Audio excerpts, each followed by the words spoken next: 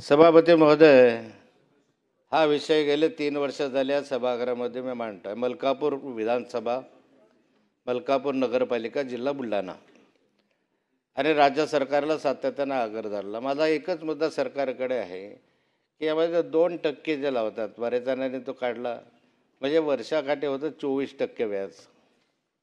दंड जे असेल महिन्याला तुम्ही 2% घेतात ना, वर्षा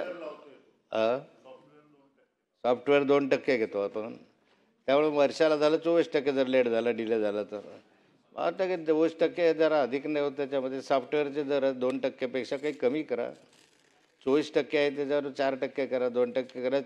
तुम्ही 10% व्याजानं 8% व्याजानं कर्ज घेता आणि आमच्याकडनं ते 24% व्याजानं वसूल करता। ही तर सावकारी झाली। म्हणजे खरं तुमच्यावर जर सावकारी करतात म्हणून गुन्हे दाखल केले पाहिजे।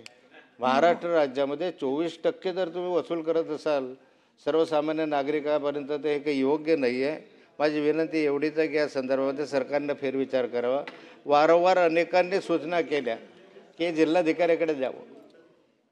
अनेक गोष्ट खरी आहे, जिल्हाधिकारी मग आयुक्ताकडनं सरकारकडे, सरकारकडून राज्यमंत्र्यांकडे, राज्यमंत्र्यांकडून मंत्र्यांकडे किती विलंब लागणार आहे आणि निर्णय घ्यायचा आहे अभय योजनेच्या अंतर्गत। ही अभय योजना किती काळ चालेल माहिती नाही, म्हणून या अभय योजनेच्या अंतर्गत तरी निर्णय हा खालच्या स्तरावर झाला तर त्याला वेग येईल, नागरिकांना त्याच्या संदर्भातला दिलासा मिळेल। नाही तर परत वर जाईल, वर गेल्यानंतर परत आमच्या राज्यमंत्री म्हणतील मला अधिकारच नाही आहे, तो मुख्यमंत्र्याकडे गेलं पाहिजे, मुख्यमंत्री करत आता कॅबिनेटकडे गेलं पाहिजे, विलंब लागण्याची शक्यता आहे।